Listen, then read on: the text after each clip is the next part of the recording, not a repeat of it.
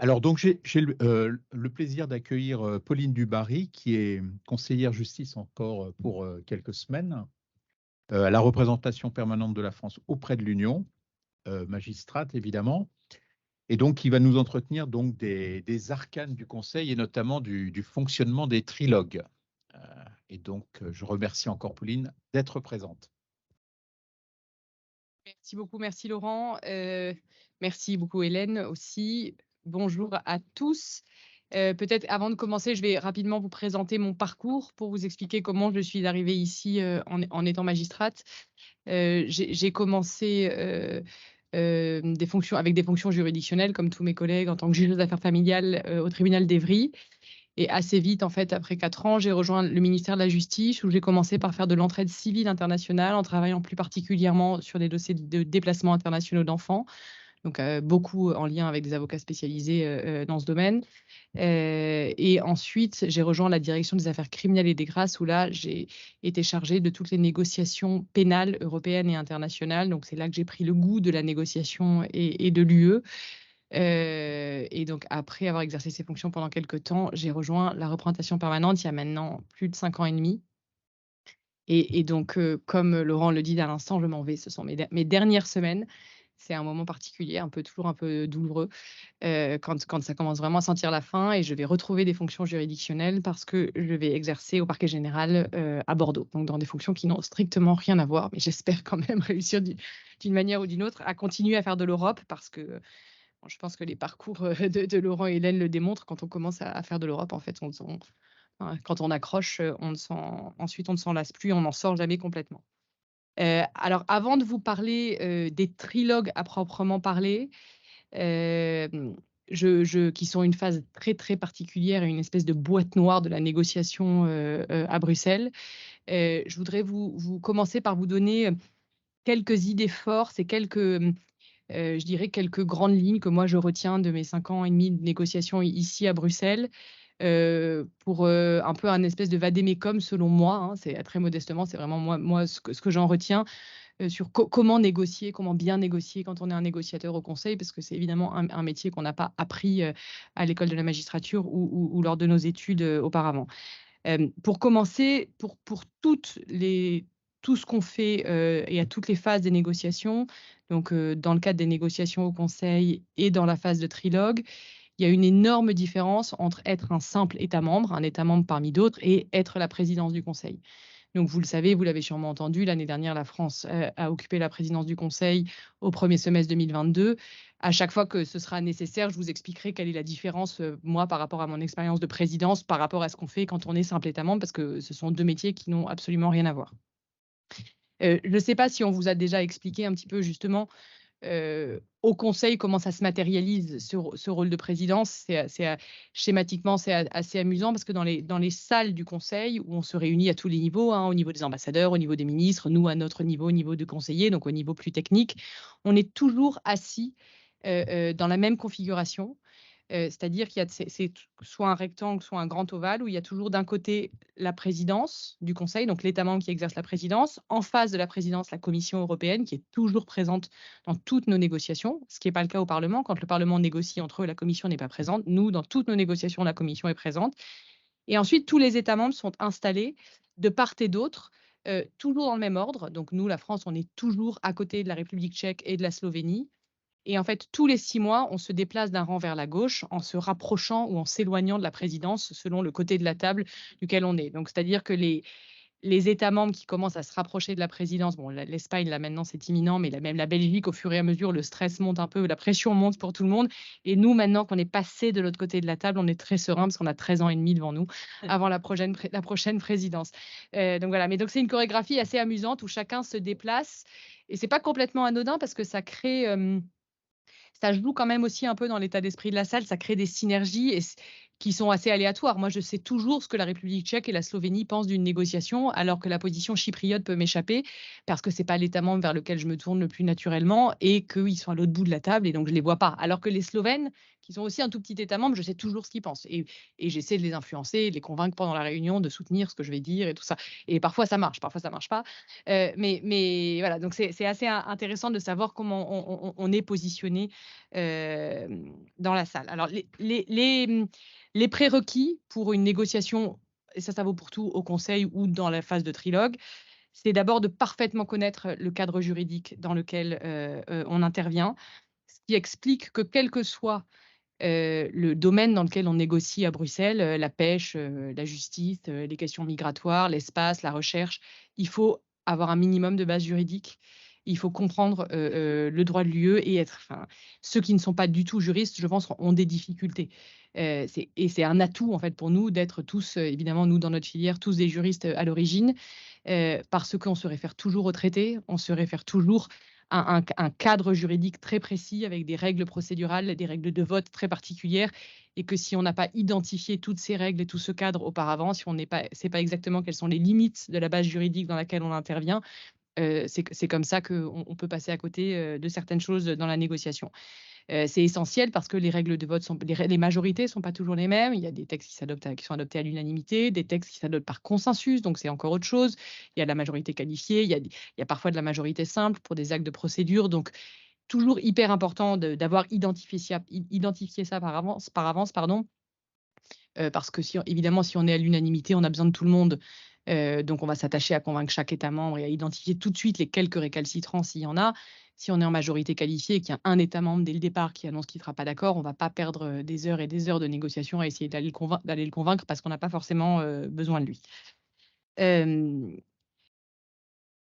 la seconde, idée force pour nous, États membres, qui sommes là pour défendre, les intérêts de notre État membre, hein, donc nous, les intérêts de la France, dans les négociations au Conseil, il est absolument essentiel d'identifier très, très vite, donc là on est plus sur le fond, les lignes rouges, de son pays. Quels sont vraiment les points essentiels dans chaque négociation, ce qu'on ne veut pas franchir, comme ligne rouge. Alors pour vous donner un exemple, sur tous les sujets de droit pénal, par exemple, ou qui ont d'une manière ou d'une autre un lien avec le droit pénal, on a une ligne rouge importante, c'est qu'on ne veut pas que la notion de criminalité grave soit définie par le droit de l'Union européenne, parce qu'on considère que cette notion doit rester une notion, que chaque État membre doit pouvoir interpréter et même au-delà de chaque État membre, on considère qu'il faut surtout laisser des juges pouvoir décider, le degré de gravité et appliquer au cas par cas, dans chaque dossier pénal, le principe de proportionnalité pour décider du recours à certains actes, voilà.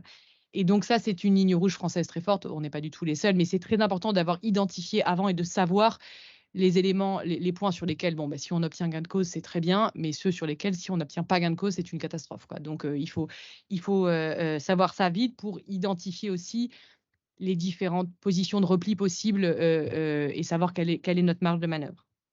La deuxième chose, une fois qu'on connaît nos positions, c'est d'aller identifier les positions des autres.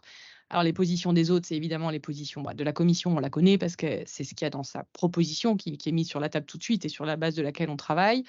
La position de tous les autres États membres.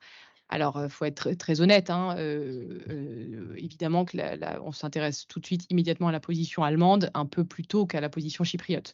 Mais, il n'empêche que c'est un vote à la majorité qualifiée avec des règles de vote. Je ne sais pas si on vous a expliqué quelle était la règle de vote au Conseil. Il y a une double majorité, en fait, qui est fondée à la fois sur le nombre d'États membres et sur la population, de chaque État membre. Donc, les États membres ne se valent pas, hein. C'est pas un État, une voix. Donc évidemment, l'Allemagne est l'État membre qui pèse le plus. Ensuite, c'est la France, l'Italie, enfin voilà. Donc, mais il n'empêche que pour avoir une minorité de blocage ou ne pas en avoir, il y a un nombre minimal d'États membres. Donc, la voix, pour certaines majorités, si on peut convaincre Chypre, en fait, ça peut nous permettre de ne plus avoir de minorité de blocage ou au contraire, quand on veut bloquer sur un point, d'avoir une minorité de blocage. Donc c'est très, très important d'avoir identifié les positions de chacun. C'est complexe évidemment parce qu'on est 27, donc bon, la présidence en principe ne compte pas, donc ça veut dire qu'il faut quand même identifier 25 positions, ce qui est pas toujours évident.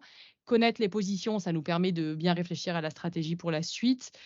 Ça nous permet aussi, parce que la France, c'est souvent quand même notre rôle dans le cadre d'une négociation, On est souvent l'État membre qui proposons des compromis, qui essayons de nous montrer constructifs et de faire avancer la négociation. Quand on comprend bien les positions des États membres, parfois on peut les aider à trouver la solution, même si nous, c'est pas notre difficulté, à trouver la solution dans le texte, à trouver, la bonne rédaction qui peut leur permettre de résoudre leurs problèmes et ça, mine de rien, même si ça nous c'est indifférent pour nous, ben, ça nous fait quand même gagner des points vis-à-vis de la présidence et vis-à-vis de cet État membre et ça peut faciliter les choses sur d'autres points, dans la suite de la négociation. Psychologiquement, c'est aussi important, parce que la France, bon déjà, c'est pas malheureusement, c'est assez connu. On considère encore toujours beaucoup que les Français sont très arrogants. C'est pas toujours faux, et montrer qu'on s'intéresse aux positions de tout le monde, c'est aussi important justement pour essayer de casser cette image et montrer qu'on prend en compte les difficultés, les lignes rouges des autres États membres. Ça voilà, ça c'est aussi, casser notre image de grand État membre qui ne s'intéresse pas aux positions des petits États membres. D'ailleurs, on évite de les appeler comme ça, nous, c'est pas à nous de dire ça. Hem, c'est aussi, assez utile quand on est à la majorité qualifiée, ce qui est quand même le cas, pour la plupart des textes qu'on négocie, utile d'identifier l'État membre qui, de toute façon, ne bougera pas. Parce que là, c'est pareil, on va pas aller, perdre ouh là là, la conseillère juridique qui arrive, c'est pression. Hem, on va pas aller perdre, du temps de négociation, et s'épuiser à essayer d'aller convaincre l'État membre, un État membre si on sait par avance que de toute façon, ils ne viendront pas. Sachant qu'il y a un positionnement particulier de la France, c'est que nous, la France, en principe, je pense qu'on peut trouver des exceptions, mais on ne vote jamais contre un texte, on ne s'abstient jamais. C'est-à-dire que quand on arrive à la représentation permanente, c'est un discours qu'on nous tient souvent, on nous dit: «Votre responsabilité, c'est de faire en sorte que le texte de compromis qui sera mis sur la table à la fin sur la table des ministres doit nous satisfaire» et il ne peut plus y avoir de ligne rouge à la fin, c'est pas possible. Alors, ça peut arriver qu'il y ait des loupés, mais on nous le dit, hein, s'il y a un loupé, s'il reste une ligne rouge, c'est que vous avez mal fait votre travail. Donc on a une toute petite pression sur les épaules, mais c'est un positionnement quand même assez particulier et on est quasiment les seuls à avoir ce positionnement-là. L'Allemagne, par exemple, s'abstient très souvent, pour des raisons de politique interne, parce que les Allemands, avec leur coalition, évidemment, c'est pas du tout, enfin, c'est souvent compliqué, donc ça arrive assez souvent que la coalition ne parvienne pas à trouver un accord sur un texte et finalement, ils s'abstiennent. Nous, pour nous, c'est pas possible, donc on doit forcément toujours, être en soutien du texte. Au-delà des positions substantielles de chaque État membre, Bruxelles, je ne sais pas si on vous l'a dit depuis ce matin, c'est un lieu de quand même beaucoup de relations humaines et de réseaux. C'est très, très important de connaître nos interlocuteurs, pas uniquement de connaître les positions du pays, mais de savoir à qui on s'adresse et ce qu'on voit au bout d'un moment, c'est qu'au sein des communautés de négociateurs, il y a évidemment des communautés par sujet. Il y a la communauté, justice civile, la communauté justice pénale, moi je travaille sur les sujets droits fondamentaux, protection des données. On est on voit que certaines personnes pèsent plus que d'autres, indépendamment de leur État membre d'origine. Je vais vous donner un exemple. Au sein de la communauté civile, le conseiller slovaque est extrêmement influent parce qu'il est là depuis très longtemps, parce qu'il est excellent, il a acquis progressivement, une autorité sur le groupe, ce qui fait que quand il prend la parole, c'est souvent lui qui prend la parole en premier et beaucoup d'États membres attendent qu'il ait parlé pour le soutenir. Donc ça donne un poids à la Slovaquie dans les négociations civiles qui est en fait beaucoup plus important que le poids réel de la Slovaquie habituellement, dans les négociations. En matière pénale, on a un conseiller espagnol, c'est pareil, qui est assez influent et qui emporte très souvent derrière lui, 10 États membres qui le soutiennent quand il prend la parole, hein. Donc comprendre et connaître et avoir identifié un petit peu ces leviers-là, c'est très utile. C'est très utile quand on est un État membre, c'est particulièrement utile quand on est la présidence, parce que quand on est la présidence et qu'on connaît un peu l'équilibre autour de la table et qu'on connaît les négociateurs de chaque pays, ça veut dire qu'on anticipe et qu'on va le Slovaque en droit civil, on va le voir avant pour s'assurer de ce qu'il va dire et essayer de l'orienter dans la bonne direction, celle, de notre conclusion, de ce sur quoi on veut aboutir. Ça me permet, en vous disant ça, de dire que une des spécificités de la France pendant la présidence, mais en dehors de la présidence aussi, c'est que c'est toujours en principe la RP qui négocie. C'est toujours la RP qui parle. On a toujours des experts de Paris qui viennent, mais c'est nous qui nous exprimons. Alors parfois, ça fait réagir. C'est pas le cas pour la plupart des États membres. Mais bon, moi j'ai été dans la peau des experts et ça fait maintenant 5 ans que je suis dans la peau des conseillers ici à l'ARP. Je pense que c'est un atout parce qu'en fait, justement, ces petites choses-là, C'est justement les arcanes de la négociation au sein de chaque groupe, on les connaît quand on est sur place, quoi, quand on est à Bruxelles. Et donc je pense que ça nous donne plus de poids, en fait, que ce soit l'ARP. Ce qu'il faut, c'est que l'ARP travaille évidemment en très bonne intelligence avec les experts à Paris parce que on se complète, complètement, mais ça nous donne cet atout et c'était pareil pendant la présidence. C'est nous qui présidions tous les groupes. Et c'est pas la même chose de présider un groupe au sein duquel on connaît déjà tout le monde et qu'un groupe où voilà, moi je vois bien là la présidence suédoise, c'est différent. Ce sont des experts de la capitale comme pour la plupart des États membres. Moi, j'ai beaucoup d'experts qui sont arrivés qui président maintenant les groupes, qui sont arrivés depuis 6 mois ou 1 an, qui venaient donc 1 fois par mois maximum à Bruxelles. C'est pas suffisant pour connaître et pour comprendre et ça se voit. Ils connaissent pas assez, l'équilibre, ils sentent pas assez la salle, pour pouvoir vraiment, tenir leurs négociations. Hem, un autre élément important, hem,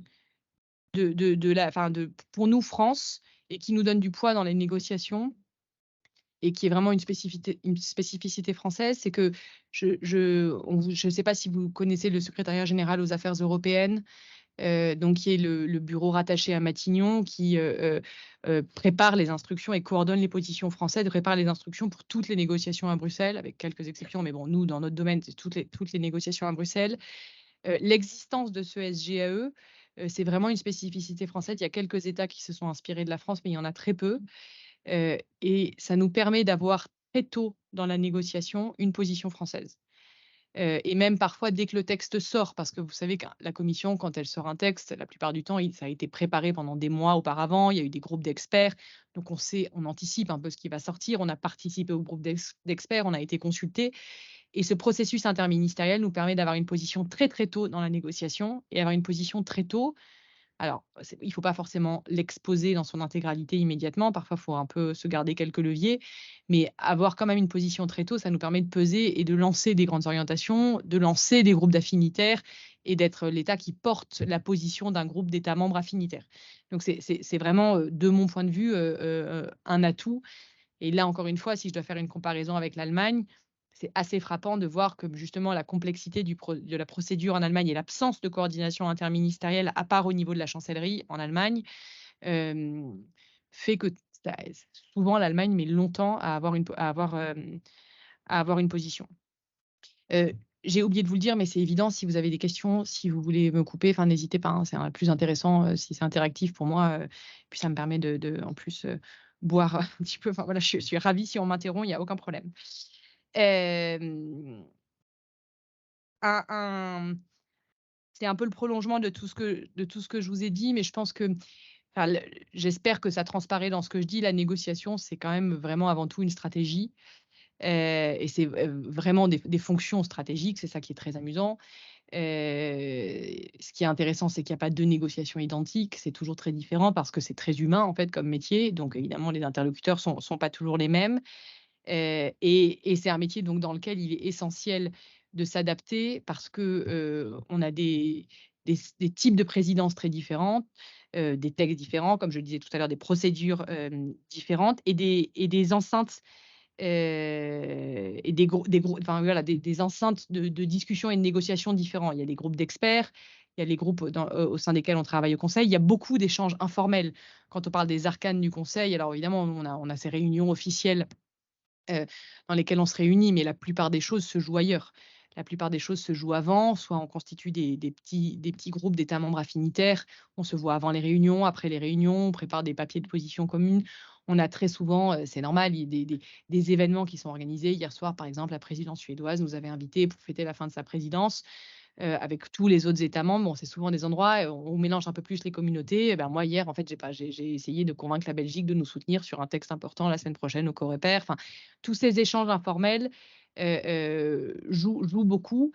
Et si je vous dis ça, c'est parce que je pense que ça explique pourquoi le présentiel ici est fondamental Et pourquoi pendant le Covid, il y a très, très peu de négociations qui ont avancé? Parce que pendant le Covid, pendant la plupart de la crise, il y a que le COREPER, donc la réunion des ambassadeurs. Je ne sais pas si on vous a expliqué ce que c'était que le COREPER. Le COREPER, c'est le comité des représentants permanents, donc c'est là que les ambassadeurs se réunissent et nous, tout ce qu'on fait, tous nos travaux au conseil, on prépare le travail du COREPER et c'est eux qui valident toutes les positions, qui préparent le conseil des ministres dans toutes ses formations, et c'est là que par exemple, les paquets de sanctions sont négociés globalement au niveau du COREPER. Voilà, et dans la même journée, le COREPER qui se réunit au moins une fois par semaine, voire 2. Dans la même journée, le COREPER, il traite, je sais pas, une quinzaine de sujets différents. Enfin voilà, il passe tous les sujets. Mais donc pendant le Covid, le COREPER a continué à se réunir, hein. C'est vraiment au COREPER que tout ce qui a été mis en place, le certificat Covid, que tout ça a été préparé, négocié. Mais nous, les groupes de travail, moins importants, nous, on ne se réunissait plus ou alors par visioconférence. Mais en fait, par visioconférence, on n'avance pas dans une vraie négociation politique, on peut pas avancer parce que notamment parce qu'il y a pas cet informel, hem et voilà, c'est en vidéoconférence, chacun lit ses éléments de langage, lit ses instructions, mais il n'y a pas cette évolution possible, et cet état d'esprit qu'il y a au sein d'un groupe quand on se voit. Il faut savoir, enfin, parfois, c'est voilà, c'est très prosaïque, hein, ce que je vais vous dire, mais on passe notre journée à s'envoyer des WhatsApp. On a des groupes d'affinitaires, on réagit à ce qu'ont dit les autres, on écrit: «Attends, n'oublie pas, moi, là, je vais dire ça, mais donc soutiens-moi». On chorégraphie des choses, on décide qui prend la parole avant, pour qu'ensuite les autres soutiennent. Enfin voilà, tout ça, ça peut pas se passer, si on est par visioconférence. Hem, je pense que sur les grands éléments et les grandes lignes, les grandes idées forces, j'ai à peu près fait le tour de ce que je voulais vous dire. J'espère que enfin, ce que j'en retiens moi, c'est que c'est quand même beaucoup une histoire de personnes et que parfois avec la même position, le même État membre, selon les personnes qui négocient, ça peut donner des résultats très différents et c'est ça qui fait que, de mon point de vue, c'est un métier passionnant, c'est que c'est un métier très humain. Si vous n'avez pas de questions sur ces éléments généraux, je peux maintenant essayer de rentrer un petit peu plus, oui.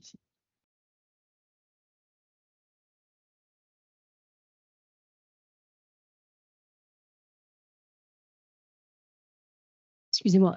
Donc, vous dites que c'est très humain et qu'effectivement ce qui compte, c'est, vos relations, entre vous, parce que finalement vous n'avez pas des directives si précises que ça, qui vous viennent, des exécutifs, des différents exécutifs? Alors, évidemment, on a des instructions et puis ça n'est pas que humain. C'est très humain, mais ça n'est pas que humain.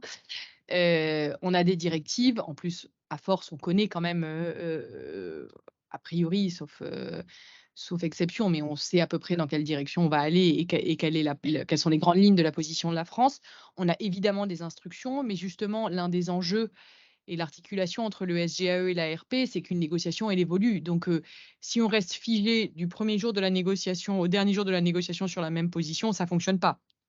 Et nous, notre rôle, parce qu'avant avant chaque réunion, pour chaque réunion du conseil, on a des instructions du SGAE et en principe, pour rédiger les instructions, le SGAE organise une réunion préparatoire avec tous les ministères intéressés par la négociation et nous. Et nous, on y est.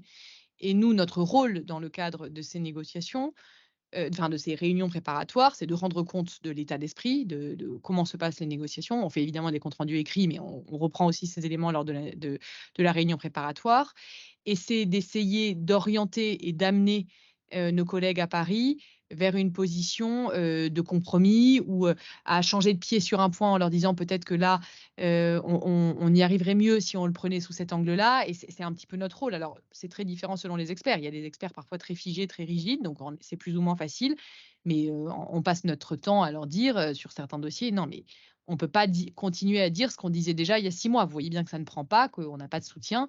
Maintenant, il faut qu'on trouve si notre ligne rouge, c'est ça, bon, ben, on a cette alternative, celle-là, celle-là. Voyons, et qu'est-ce que vous préférez?» Ou puis on identifie déjà, les positions de repli, ce qu'on veut absolument préserver, voilà et ça, c'est vraiment nous, alors selon les personnes, on le fait soit ensemble, soit c'est vraiment nous qui essayons de pousser Paris dans ce sens-là et heu, ça nous donne quand même quelques marges et on connaît aussi un petit peu les marges de manœuvre qu'on a. Mais parfois, souvent, avec Maëlys, on a beaucoup de négociations toutes les 2 et ça nous arrive souvent de dire, enfin, souvent Paris nous dit, pendant ces réunions: «Mais qu'est-ce qu'on vous met là dans les est-ce que ça vous va si on vous met ça très précisément?» Alors on leur dit: «Nous mettez pas» enfin justement, c'est un peu le décalage qu'il peut y avoir entre nous. On leur dit: nous mettez pas des instructions trop précises. Laissez-nous une marge de manœuvre aussi, parce que nous, il faut qu'on ait la possibilité aussi de réagir en temps réel selon les positions qui seront exprimées par les autres. Et les instructions, on vous dire que, enfin, j'espère que personne ne les lit. Enfin, l'objectif, c'est pas de les lire, quoi, parce que sinon, on n'a pas besoin d'y être. Donc nous, évidemment, on les construit, on les présente, on met ça en scène quand même dans nos interventions en réagissant à ce qui s'est dit pendant la réunion. Voilà, donc c'est. Ah, alors ça, je dirais même, et ça c'est très vrai, et je dirais même que parfois la négociation la plus difficile, c'est avec Paris.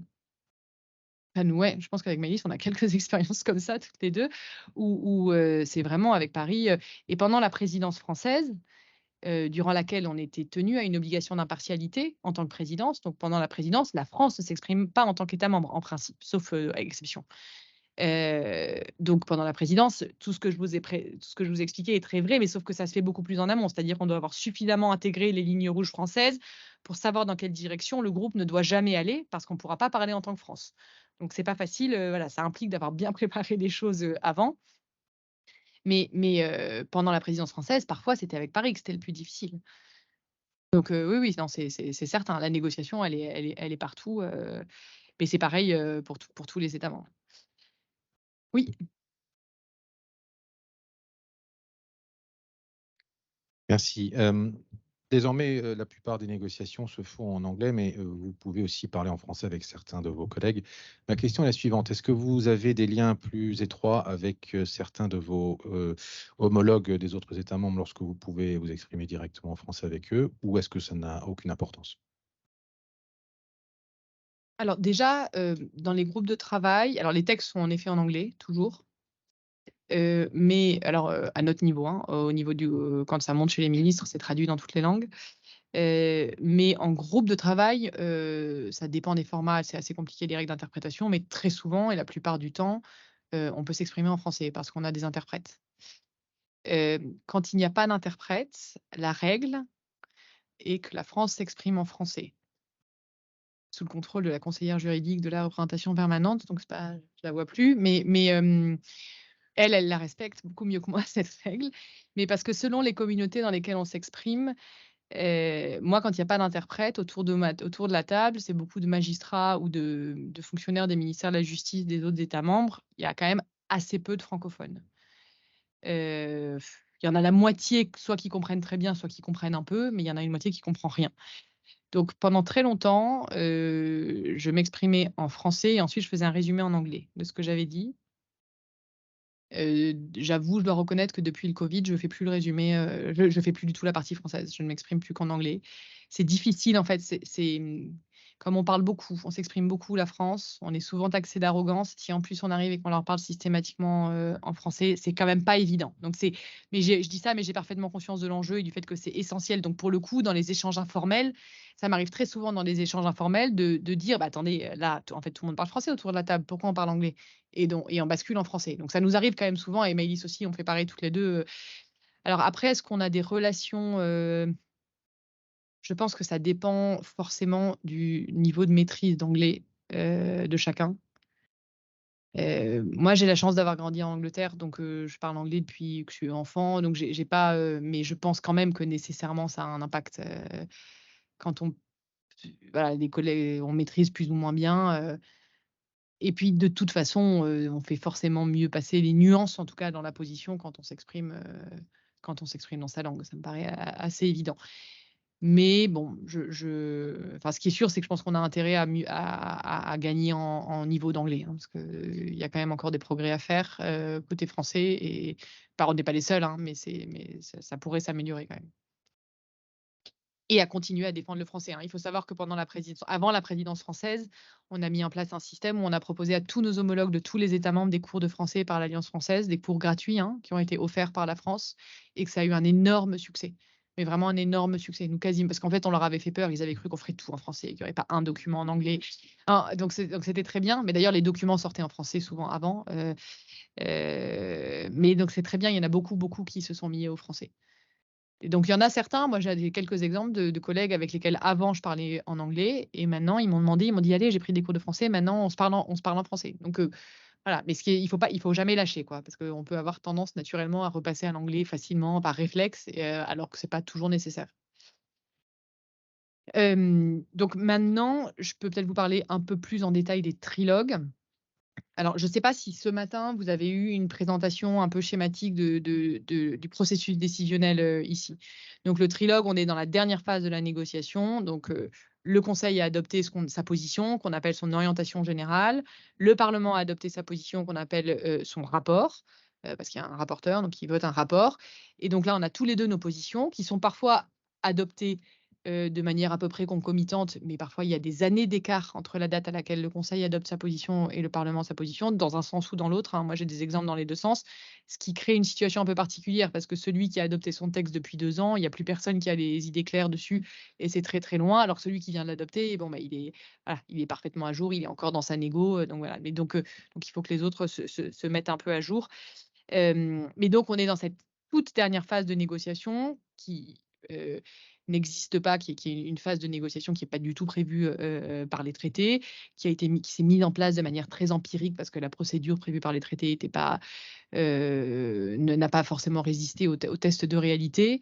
Et on dit trilogue parce qu'il y a les 2 législateurs, le Parlement européen et le Conseil, mais que la Commission participe, également, au trilogue. Cette phase de trilogue, il faut savoir que, bon, déjà, c'est un peu une boîte noire parce que, par définition, comme c'est la présidence qui va au trilogue, les États membres, on la voit une fois tous les 13 ans et demi. Donc, il y a, la plupart du temps, on ne sait pas ce que c'est, on ne sait pas comment ça se passe, un trilogue. Et puis, c'est confidentiel.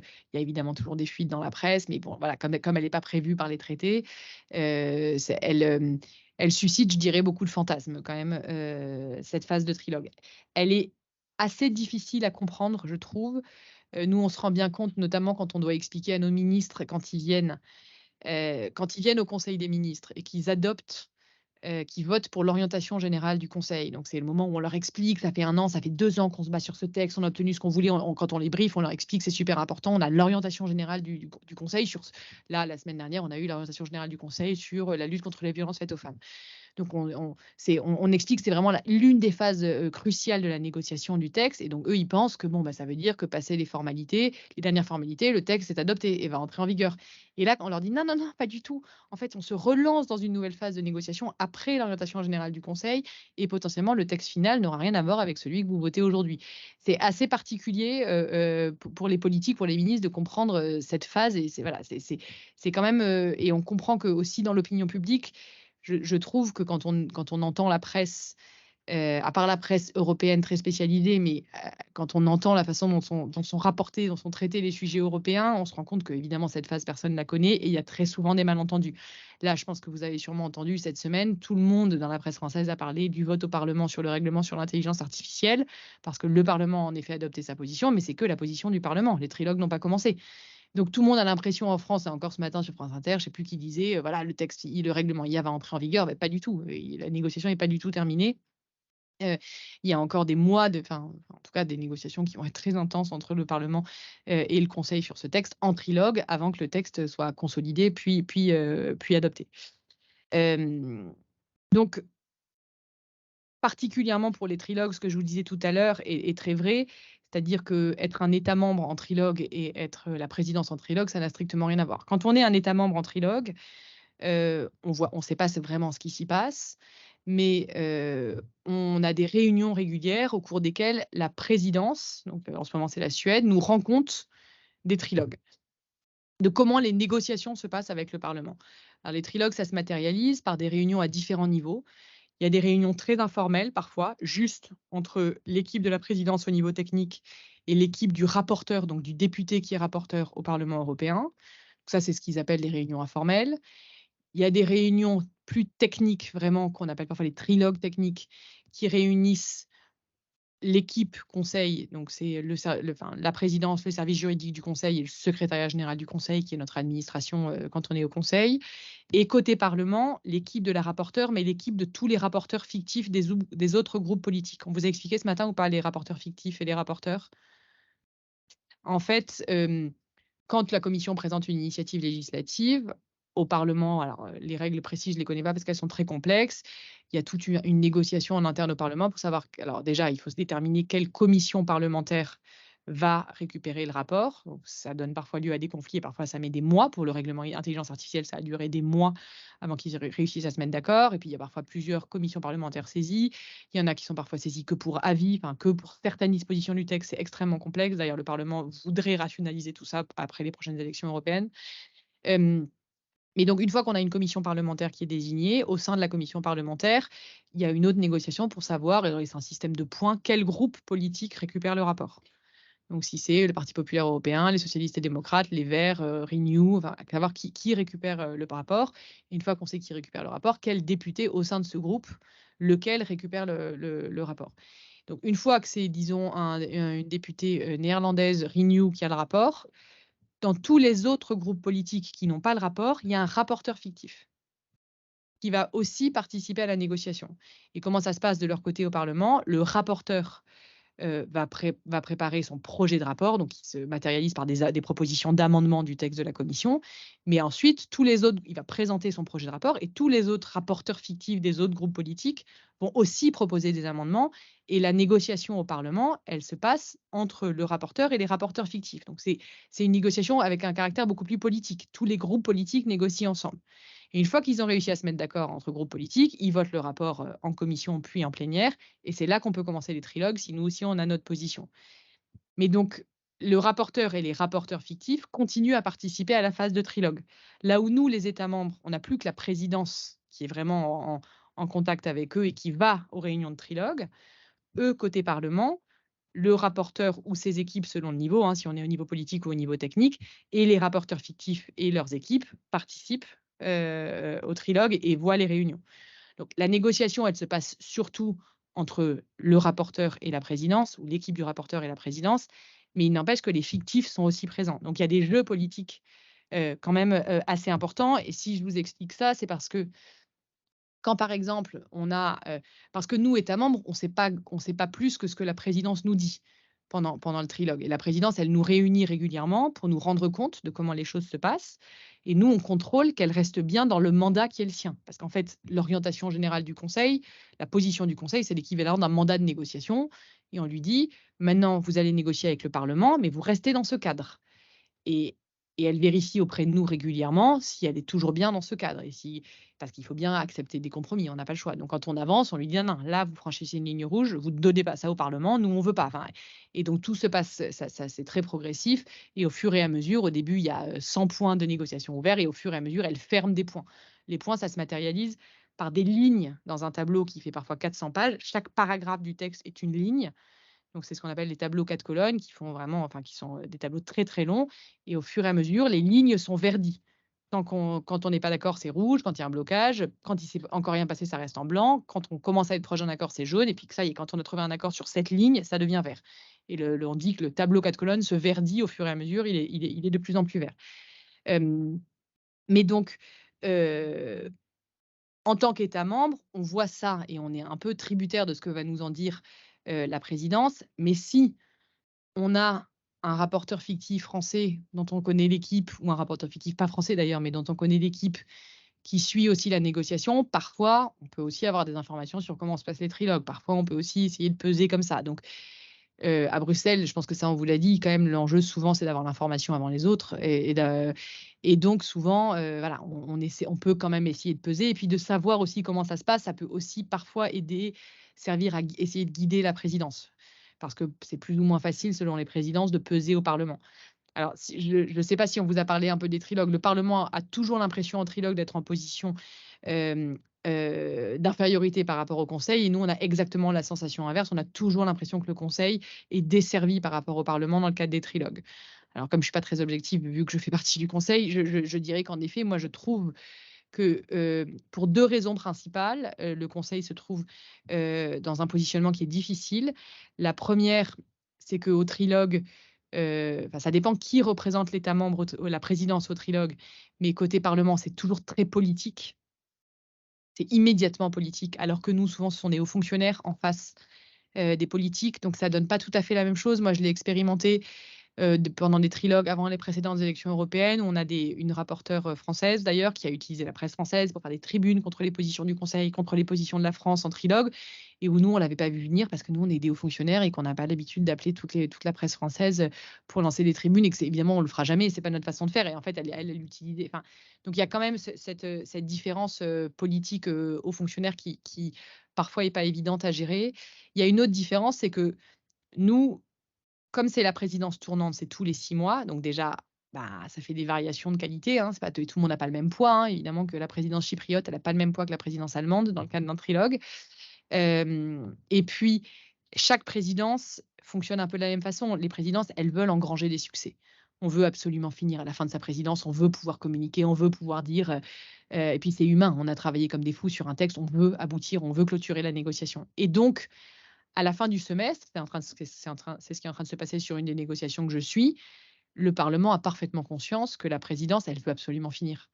Et donc, potentiellement, il peut essayer d'obtenir plus de choses parce qu'il sait qu'il leur reste 2 semaines, donc je peux leur mettre la pression comme ça. Donc nous, les États membres, dans ces cas-là, quand on n'est pas présidence, on dit: «Attention, on n'est pas pressé, hein. On serait ravis de finir sous votre présidence, mais si on n'a pas fini, c'est pas grave, on finira sous la prochaine. On va pas tout lâcher au Parlement», et on passe un peu notre temps à faire ça. Mais on comprend que la présidence, c'est très, très humain. Elle veut finir ce qu'elle a commencé et c'est plutôt à son honneur, mais enfin, mettre à son crédit. Mais bon, c'est c'est c'est toujours, quelque chose qu'il faut avoir en tête et qu'il faut savoir manier quand même, cette question de la présidence tournante. Alors, en tant que présidence, c'est évidemment particulier parce que, bah, on voit les trilogues une fois tous les 13 ans et demi. Donc nous, l'année dernière, bah, on n'avait jamais vu un trilogue, quand on a démarré. Donc on sait p concrètement, alors on a la chance, d'avoir un ambassadeur qui avait été représentant permanent adjoint, donc qui avait pendant la précédente présidence française, et donc qui avait fait beaucoup de trilogues pendant la précédente présidence française, donc qui avait une très, très forte, très, très grande expérience des trilogues. Mais nous qui préparions les choses, on n'avait aucune expérience des trilogues, on n'avait jamais vu ça, donc c'est hyper important d'avoir, ben, bien anticipé, en connaissant bien les interlocuteurs avant, en ayant bien identifié tous les interlocuteurs au Parlement, en connaissant bien l'administration du Parlement, en ayant des bonnes personnes, ressources au Parlement qui peuvent nous donner des infos quand on en a besoin et nous aider un peu à comprendre comment les choses fonctionnent, comment les choses fonctionnent, à parfaitement maîtriser le texte, hein, évidemment, parce que si on se fait prendre au piège, et c'est quand même souvent l'atout du Conseil face au Parlement, parce qu'on est quand même, globalement plus experts des dossiers qu'on négocie qu'eux. Donc ça nous donne, alors il faut pas la jouer, on leur fait la leçon, parce que surtout nous dans notre domaine où, bah, nous on est tous des magistrats, les conseillers justice à la représentation permanente. En face, c'est des assistants parlementaires de députés européens qui ont évidemment, pour la plupart jamais mis un orteil dans un tribunal. On peut pas, enfin voilà, donc faut pas les prendre de haut parce que sinon on les vexe, on les braque, ça n'a aucun intérêt. Mais en revanche, il faut quand même, enfin là-dessus, on part avec, un gros coup d'avance parce que, bah, on sait vraiment concrètement de quoi on parle, donc on peut donner des exemples. On peut leur dire: «Bah non, là dans la réalité, ça se passe pas comme ça. Le juge d'instruction, il fait pas ça, il fait», donc c'est quand même, assez important de bien maîtriser, et il faut maîtriser les procédures, sachant que les procédures et les pratiques, sachant qu'entre le Conseil et le Parlement, le Conseil et le Parlement sont 2 mondes complètement différents. Donc il faut bien comprendre, comment fonctionne le Parlement. Il faut avoir conscience que pendant une phase de trilogue, tout se négocie. Donc l'ordre du jour se négocie, et l'enjeu, est énorme de l'ordre du jour parce que ce qu'on va mettre à l'ordre du jour va tout changer, et l'ordre du jour peut parfois se négocier pendant des semaines. Le principe même de tenir un trilogue se négocie. Nous, on a eu un trilogue extrêmement difficile sur le texte sur l'accès à la preuve électronique, avec, enfin, pour lequel il a vraiment fallu qu'on négocie avec la députée, qui était rapporteure, le fait de même organiser des trilogues. Elle ne voulait pas le faire au début. Elle ne voulait pas le faire tant qu'on n'acceptait pas ses conditions, qui évidemment étaient pour la plupart inacceptables, mais on l'a un peu prise à son propre jeu, et finalement on a fait semblant, enfin on a fait à peu près ce qu'elle nous demandait en l'orientant dans la direction qui était la nôtre, mais voilà, elle voulait qu'on refasse tout le boulot, enfin qu'on refasse, voilà, donc on l'a fait. On l'a fait, donc elle avait fini par être obligée quand même de céder et d'organiser, enfin et on l'a fait, et puis le dossier était assez médiatique, donc quand même ça réagissait dans la presse européenne, et puis on a activé les autres groupes politiques pour débloquer les choses. Mais il faut savoir que donc tout se négocie. Il y a des trilogues, quand tout se passe bien et qu'on est entre personnes qui veulent vraiment avancer, on se dit tout de suite, bon, on se dit qu'on va avoir besoin de 3 trilogues politiques. Donc entre chaque trilogue politique, on organise 4 réunions techniques et on peut fixer un peu un calendrier. Nous, par exemple, pendant ce trilogue-là, impossible de fixer un calendrier. Donc, elle refusait. Il y avait une échéance et elle attendait de voir comment ça se passait. Elle gardait un levier. Et si ça ne se passait pas comme elle le voulait, à chaque fois, elle refusait. Donc, il fallait repartir à la négo pour juste organiser un trilogue. Donc, déjà, il faut négocier pour avoir un trilogue. Ensuite, il fallait négocier l'ordre du jour précis de chaque réunion. Et ensuite, pendant la réunion, on négocie ligne par ligne et on essaie de trouver des accords. Sachant qu'évidemment, tout a toujours été préparé au niveau technique, mais qu'on ne peut pas tout anticiper et que pendant le trilogue, qui parfois, hein, selon les sujets, peut être un moment de tension très, très, très forte, on fait des pauses et des suspensions pour aller se parler. Et nous, on savait que pendant les suspensions et les pauses, les autres groupes politiques allaient lui mettre la pression pour qu'elle accepte certaines choses. Et c'était ça notre objectif. Donc, on avait aussi un peu stratégisé les moments des suspensions et des pauses. Donc, on réfléchissait un peu à ça. Et évidemment, c'est là que le réseau sert. Nous, c'était notre ambassadeur qui présidait. Et mes collègues et moi, on passait notre temps à échanger des messages avec tous les autres groupes politiques, avec la Commission européenne qui était là, voilà, pour essayer d'anticiper les choses. Il se trouve que c'était un peu particulier parce qu'on avait vraiment une députée qui, je pense, est la députée réputée comme la plus difficile du Parlement européen. Donc, quand on est face à elle, on sait qu'il faut vraiment user, ruser pour y arriver. Donc, peut-être, je ne sais pas, pour terminer, parce que je ne sais pas je n'ai pas envie de rentrer dans le détail du texte parce que je ne suis pas sûre que ce soit ça qui soit intéressant pour vous, mais ce qui est intéressant, je pense, de voir, c'est que en fait, souvent, ça peut être à la fois un peu en même temps un peu inquiétant, mais bon, c'est aussi ça qui rend les choses intéressantes. C'est pas forcément qu'une question de fond, et ça se joue pas forcément sur des questions de fond. Ça se joue beaucoup sur de la méthode et du relationnel et de la stratégie, en fait. Alors tout ça avec le prérequis qu'on maîtrise le fond, parce que sinon, c'est sûr que ça ne va pas. Mais voilà, et c'est particulièrement vrai avec le Parlement.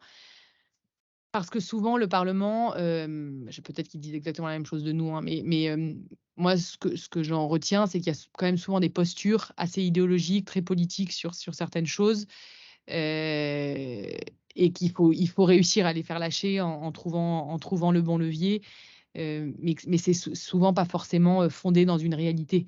Là, je vais vous donner un exemple. En ce moment, on négocie un texte en trilogue sur la numérisation de la coopération judiciaire. Donc, je ne sais pas si vous utilisez les instruments de coopération judiciaire, tous les règlements, Bruxelles 2 bis, Bruxelles 2, tout pareil en matière pénale, la décision cadre sur le mandat d'arrêt européen, la directive sur la décision d'enquête européenne, tous ces textes-là, on négocie un texte pour numériser l'utilisation et rendre les outils numériques obligatoires pour tous les transferts de demandes entre autorités judiciaires ou pas, d'ailleurs, entre autorités compétentes. Le Parlement européen, une de ses postures systématiques dans les négociations, c'est qu'ils veulent. Il y a deux types d'actes réglementaires, je dirais, l'équivalent de nos actes réglementaires en France. Au niveau de l'Union européenne, il y a les actes d'exécution et les actes délégués, qui sont censés être deux catégories différentes. Mais pour le Parlement européen, il est essentiel de toujours essayer d'avoir des actes délégués parce que dans la procédure d'adoption des actes délégués, le Parlement européen joue un rôle, alors que dans la procédure d'adoption des actes d'exécution, le Parlement européen ne joue aucun rôle. Donc, ils essaient toujours de transformer les actes d'exécution que la Commission propose en actes délégués. Dans quasiment tous les trilogues, on retrouve cette question. C'est vraiment une posture. Là, sur ce texte, ils nous font croire maintenant, à fin de négo, que c'est essentiel et que c'est une ligne rouge pour eux. Mais moi, j'arrête pas de dire à la présidence, on n'y croit pas une seconde. Est-ce qu'au Parlement européen, personne n'a la compétence nécessaire pour préparer et adopter les actes délégués ou actes d'exécution, quelque chose, sur la numérisation de la coopération judiciaire? C'est des questions hyper techniques, de techniciens qui vont savoir comment raccorder les choses, il n'y a aucun enjeu politique. Et donc, moi, je pense qu'ils bluffent au Parlement là-dessus, mais ils tiennent quand même leur posture. On veut des actes délégués, alors que ça n'a aucun sens. C'est vraiment, alors, juridiquement, ça ne tient pas la route en plus, mais même sur le fond, ça ne leur apporterait rien. C'est pour ça que moi, j'y crois absolument pas. Mais c'est toujours la même chose. Ils tiennent leur ligne et ils font croire à la présidence suédoise que c'est absolument fondamental pour eux d'avoir des actes délégués là-dessus. Bon, voilà. Donc, il y a souvent des choses comme ça, et c'est là que c'est utile, moi, je trouve, de rester quand même suffisamment longtemps en poste à Bruxelles. Si on reste que 2-3 ans, on n'a pas forcément eu le temps de voir beaucoup de négociations et donc d'avoir un peu cette expérience qui permet quand même de revoir des schémas se reproduire, même si les négociations ne sont jamais identiques, mais de réidentifier certaines choses et d'avoir un peu en tête les précédents, c'est quand même très utile. Je ne sais pas du tout si j'ai parlé trop longtemps, pas assez longtemps, mais voilà, si vous avez des questions, n'hésitez pas.